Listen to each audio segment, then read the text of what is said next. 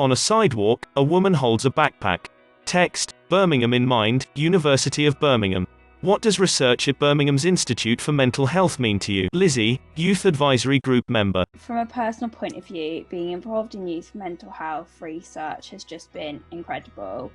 I've suffered from depression, anxiety, and eating disorders, and throughout that time I felt totally invisible. I first went to my GP, I went several times, and she didn't believe me. Then I got told I wasn't sick enough for treatment. Then as I got sicker, I was added to a 16-month waiting list, but then I reached crisis point before I reached the top of that waiting list and ended up being sectioned into hospital. And throughout this process, I just felt really invisible. I felt belittled, suppressed, disregarded, unimportant, and unworthy. I didn't feel like I mattered. I felt inferior, intimidated, and tossed aside by these professionals who were meant to be caring about me. Now I'm recovered and being involved in research for the first time, I finally feel like I have a voice. I feel like I'm heard, I feel understood, and my thoughts, opinions, and ideas are accepted, utilised, and validated.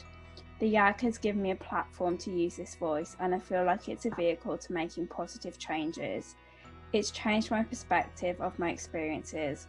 I no longer think of them as negative, but instead as a positive, as I can use my experiences to help educate others, with the aim of improving the system and educating others about mental illness to improve outcomes for other young people.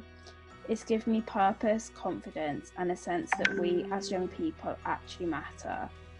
During the YAG meetings, instead of feeling inferior to the researchers and professionals, I feel like an equal, and I feel like the power is in our hands, which is a complete contrast to how I felt when I was sitting in front of my doctor not so many years ago.